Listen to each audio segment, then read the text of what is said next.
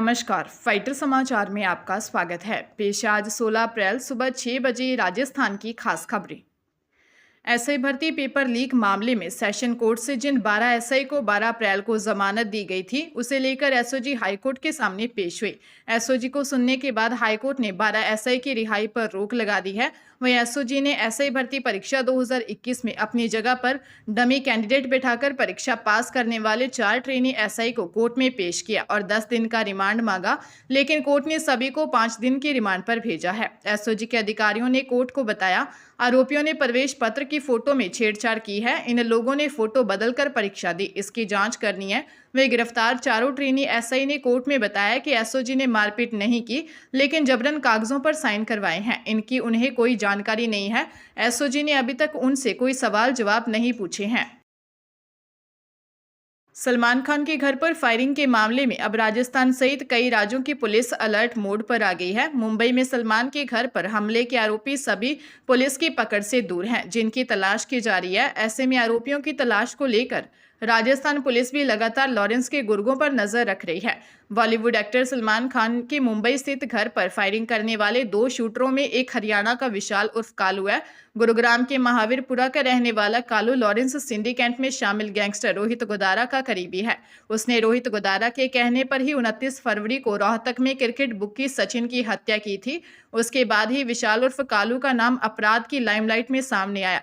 सलमान खान के घर पर फायरिंग के बाद गुरुग्राम पुलिस के साथ साथ दिल्ली पुलिस की एक टीम भी विशाल उर्फ कालू के महावीरपुरा स्थित घर पर जांच के लिए पहुंची। हालांकि सलमान खान के घर हुई फायरिंग के बाद अब कालू के परिवार के लोग घर पर नहीं हैं। घर के बाहर ताला लगा हुआ है।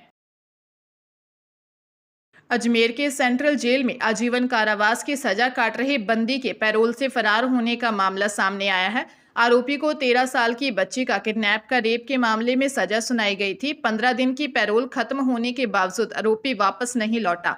जेल प्रशासन ने आरोपी के खिलाफ सिविल लाइन थाने में मामला दर्ज करवाया है। जेल उप अधीक्षक की ओर से दी गई रिपोर्ट में बताया कि जेल में दंडित बंदी सांवरलाल माली निवासी स्वास्तिक धर्म कांटे के सामने जयपुर रोड पोकीनाड़ी केकड़ी पोक्सो के मामले में 3 जून 2023 से सजा काट रहा था। हाईकोर्ट में दायर पिटीशन में पारित आदेश 20 मार्च 2024 की पालना में 30 मार्च 2024 को 15 दिन के आपात पैरोल पर रिहा किया गया था। 13 अप्रैल को कारागृह में समर्पण करना था, किंतु बंदी पैरोल से फरार हो गया। प्रदेश में चुनावी चौसर बिछ चुकी है और मैदान में उतरे दागी सफेद पोशों में से कुछ के मामले कोर्ट में चल रहे हैं। पहले चरण की 12 लोकसभा सीटों पर 11 दागदार दामन वाले प्रत्याशी हैं। वहीं दूसरे चरण की 13 सीटों पर 20 प्रत्याशियों पर मुकदमे दर्ज हैं। कुछ के खिलाफ मामले संगीन भी हैं। दूसरे चरण के चुनाव में शामिल अधिकांश दागी प्रत्याशियों के खिलाफ आंदोलन के दौरान भीड़ में शामिल होने, राजकार्य में बाधा या रास्ता रोकने जैसे मामले हैं। 3 प्रत्याशियों के मामले में कोर्ट फैसला सुना चुका और एक को पुलिस ने एफआईआर पेश कर राहत दे दी। दूसरे चरण में भाजपा कांग्रेस ने एक दागी पर भरोसा जताया। वहीं भाजपा के एक प्रत्याशी ने आपातकाल में जेल काटी तो एक अन्य प्रत्याशी को कोर्ट ने जुर्माना लगाकर छोड़ दिया। कई दागियों पर लंबित मामलों में दहेज उत्पीड़न, जबरन वसूली, चेक अनादरण, पशु क्रूरता व चोरी की संपत्ति खरीदने जैसे आरोप हैं। राजस्थान में एक बार फिर से सत्ता के गलियारों में भविष्य में नीति के साथ तबादले किए जाने की गूंज सुनाई देने लगी है। बताया जा रहा है कि भजनलाल सरकार लोकसभा चुनाव के बाद तबादला नीति ला सकती है। इसके लिए आईटी स्तर पर कवायद करके पोर्टल बनाया जाएगा। विभागों की 2 श्रेणियों में विभाजित किया जाएगा। जरूरत के आधार पर तबादले किए जाएंगे। इसमें कर्मचारी को 5 साल तक एक ही विभाग या एक ही सेक्शन में नहीं रखे जाने, 2 साल तक ग्रामीण क्षेत्रों में पोस्टिंग करने और डार्क जोन में 3 साल की सेवा के बाद तबादले किए जाने के प्रावधान किए जाएंगे। बताया जा रहा है कि इसके लिए भजनलाल सरकार ओडिशा के तबादला मॉडल पर फोकस कर रही है। ओडिशा की तबादला नीति और पोर्टल के मॉडल का अध्ययन करने के लिए जल्द ही राजस्थान प्रशासनिक सुधार के सचिव राजन विशाल के नेतृत्व में अधिकारियों का एक दल ओडिशा जाएगा। इसे लेकर मुख्य सचिव सुधांश पंत ने कवायद शुरू कर दी है। लोकसभा चुनाव 2024 के लिए 19 अप्रैल को वोटिंग होने वाली है। प्रदेश में आचार संहिता लागू है। राजस्थान में एक हैरान करने वाला रिकॉर्ड बना है।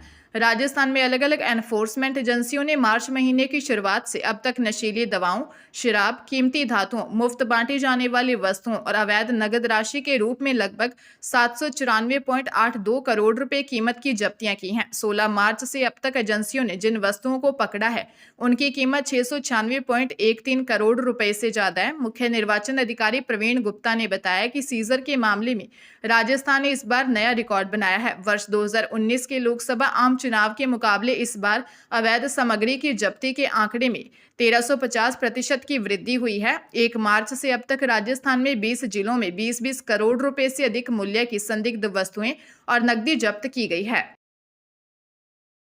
पश्चिमी विक्षोभ के असर से प्रदेश में कई जगह हुई बारिश के बाद मौसम सुहाना हो गया। वहीं मौसम विभाग ने अलवर, बांसवाड़ा, बारां, भरतपुर, चित्तौड़गढ़, दौसा, धौलपुर, डूंगरपुर, जयपुर, झालावाड़, झुंझुनू, कोटा, प्रतापगढ़, सीकर, उदयपुर, चूरू, हनुमानगढ़ और श्रीगंगानगर में बारिश का येलो अलर्ट जारी किया है। विभाग के अनुसार यहां मेघ गर्जन, वज्रपात के साथ 40 किलोमीटर प्रति घंटा की रफ्तार से हवाएं चल सकती हैं।